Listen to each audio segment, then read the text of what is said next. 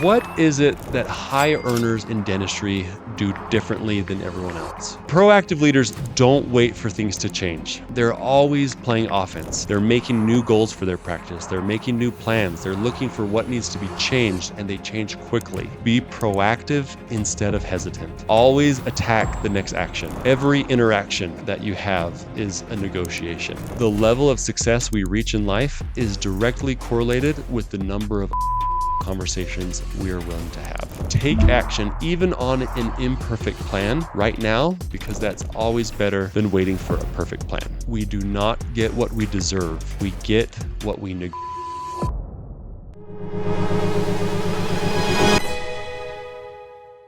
I wanted to discuss a question that I've been thinking about for some time.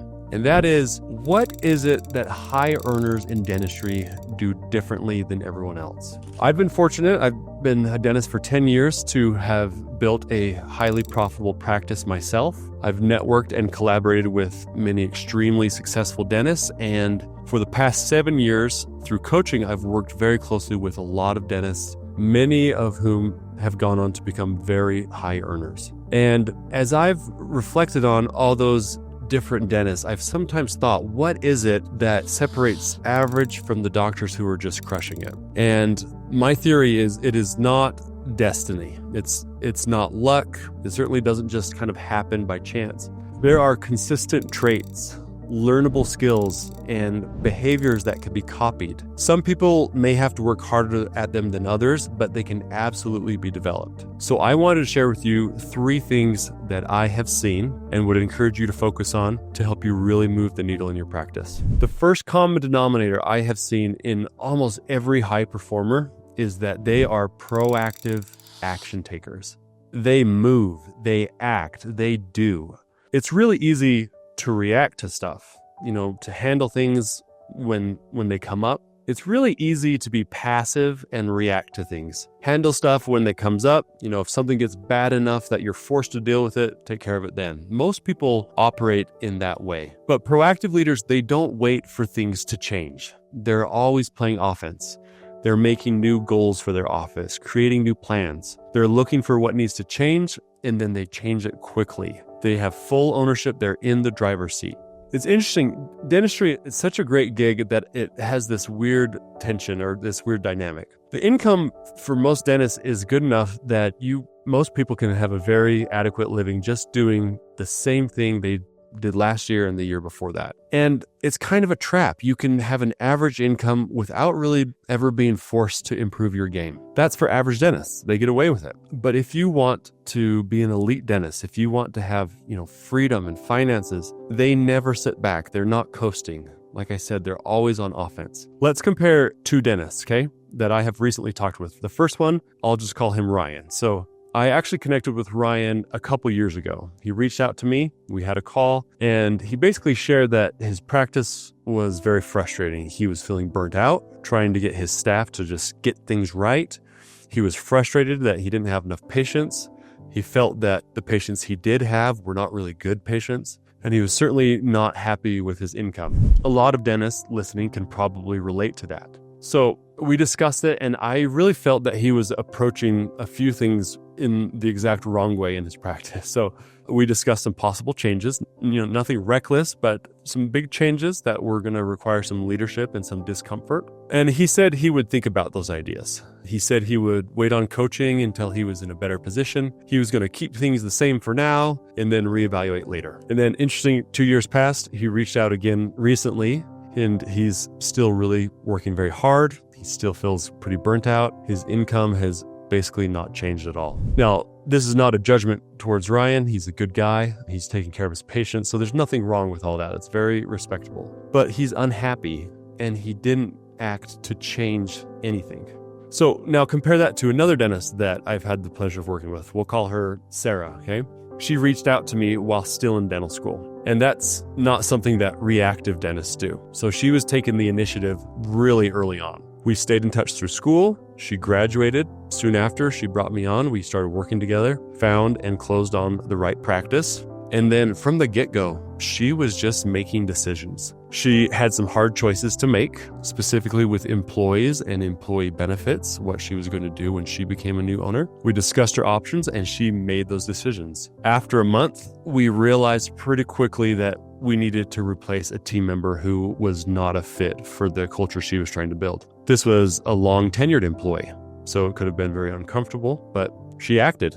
And she removed that employee and began to find a replacement. The office, it was a very old, kind of aged office. She had no hesitation. She invested money in it to make a beautiful facility. We needed new patients. And right after she had invested in a practice, she was committed and she paid for good marketing. Initially, she didn't feel confident with some treatment planning, and she was unsure how she could communicate about treatment, specifically larger dollar treatments. So she came and asked me lots of questions. How can I improve? Her attitude from the beginning was basically, let's go, right? And she's pretty early in the game and is already doing very, very well for herself and her family. She didn't wait for a practice to come to her. She wasn't passive when she bought her practice. She wasn't just reacting to whatever came through the door. She was playing offense and making things happen. Here's an important part. All of us can relate to the first dentist, right? It's natural to hesitate. It's easy just to do the same thing that you did last year, but we'll never get the freedom or the finances that we want unless we take action and do the things that earn both of those. Here's another tip for you. There's a simple word that this is a red flag: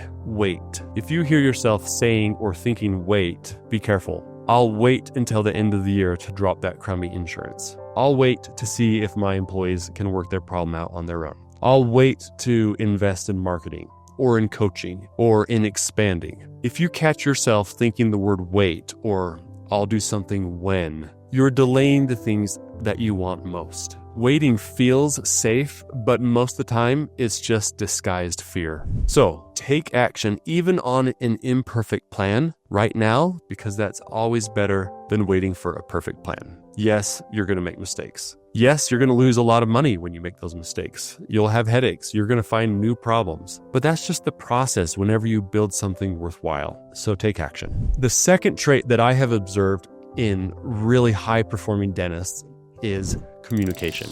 And I don't mean, people skills or being really friendly. I mean the ability to really influence. So top performers communicate in a way that moves people. They clearly articulate their vision to their team. They establish standards with no ambiguity. And then they inspire execution, right? Rising to that standard. With patients, they're able to build trust quickly and confidently. That trust converts into referrals and more new patients. It converts into accepted treatment plans. And really the mindset behind all this communication is, I'm going to get the most out of every situation. It reminds me of the book Sell or Be Sold, where every interaction that you have is a negotiation.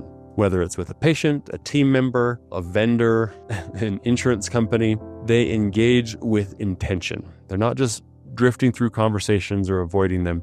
They know the outcome they want, and they have the guidance to guide the interaction there. Many dentists avoid uncomfortable conversations. They delay the feedback that our team needs. They'll soften their expectation. They'll hesitate to present, the most comprehensive and expensive treatment. But here's the principle to remember. The level of success we reach in life is directly correlated with the number of uncomfortable conversations we are willing to have. I had an interesting chat with a client a couple weeks ago. He's practicing in a small town. His hygienist just moved, and it has been a struggle for him to find a replacement. The difficulty with hygiene right now. It's interesting. He shared with me that he spoke with the dentist whose office is nearest to him. And this dentist was really nice, gave him some advice on team management, was just really generous and shared some important lessons. Interestingly, the next week, the hygienist of that kind doctor who had reached out, his hygienist reached out to my dentist and said that she wanted to work for him. So during our conversation, this dentist told me, I don't want to poach from this guy, especially right after he helped me. There's only a couple dentists in our town. This is going to cause bad blood. People are going to gossip. So basically it was off the table initially, but we discussed it and we looked at his options and we thought, is there a way that we can communicate with each party, even if it's uncomfortable, and come out with a solution that your practice and your family really need, because you need a hygienist. So we decided it'd be best to accept the invitation of the hygienist to come in and meet. At the same time, call this colleague, let him know what's happened and what you think would be the best thing to do. Open conversation and communication with everybody. He ended up hiring this much needed hygienist. So his practice hygiene department got rolling again. And he messaged it in a way that this colleague, instead of being a bitter competitor, they really built understanding and they had trust. And of course, the hygienist got what she wanted to as well. So just a small example, but the principle is great communicators, they're not shying away from awkward or potentially uncomfortable situations. The ability to address problems and influence people plays a big part in allowing really elite doctors to get where they're at. The third and final trait that I would say that I have seen consistently across very high collecting dentists is this: they are big producers. Unless you're an absentee owner with associates doing all the dentistry for you, there's no way around this. If you want to be a high income dentist, you have to do a lot of dentistry. A beautiful office is not going to make you a top producer. A strong hygiene program alone is not going to make you a top producer. Being a great manager with a good team, even though that's crucially important, that in and of itself is not going to make you a great producer. At the end of the day, collections are generated mostly with your own two hands. So you have to be a highly productive dentist in order to have a high income. This requires a lot of things. One of them is confidence. So confidence in your diagnosis, so you can see what's happening and quickly explain in a clear way to the patient what's going on. Confidence in your treatment planning ability, so you can come up with solutions very quickly and decisively. Of course, confidence in your own ability to actually do all this stuff with your hands. This all comes from knowing your stuff and lots of experience. We just touched on communication. Your ability to educate and influence patients to accept treatment and to be willing to pay for high quality treatment, it's crucial if you want to do this, okay? I remember in my first 6 months out, when I was a new dentist, I had essentially done no large cases. I couldn't even get patients to really accept many crowns. So I blamed it on my patients. I thought in my mind, they don't have any money. My demographic doesn't really care about their teeth, right? You've heard these excuses. No, I was wrong. I didn't internalize really how much patients need the treatment I'm giving, how valuable it was, and how I can relay this to them so they understand it and accept it. So I, about 6 months in, hired a coach who at that time was producing much more dentistry than I was as a new dentist. And I learned from him, peppered him with questions. We got down to the fine details of what to say and how to answer questions. And I was able to do tons of crowns, lots of large treatment, and help patients say yes to the treatment they needed. Another aspect of this is efficiency. So the ability to work across multiple chairs, managing time, keeping multiple patients and staff all happy while still delivering high quality treatment. It's a bit of a puzzle. So there's a lot of things that go into becoming a high producer. If you have TLP Academy, go and listen to the module on production and customer service. Watch them a couple times. Learn this stuff. So the third point is, remember, we are dentists. We don't get paid for our advice. We don't sell toothbrushes. We fix mouths, and the dentists who do very well are able to fix them and fix a lot of them. Okay. So guys, if you don't want to be average, if you want to improve your practice and you want to become a high earner in dentistry, to have more freedom and more finances, then do these things. Be proactive instead of hesitant. Always attack the next action. Next, learn to communicate, to influence and change people. And then put the work in to become a big producer, because that's what collections are made of. If you want help to get there faster, please contact us, Matt, Derek, or Steve at thelifestylepractice.com. This is what we're passionate about. These are the results that our dentists are getting, and you deserve them as well. With that, everybody have a great week, and we will see you next time.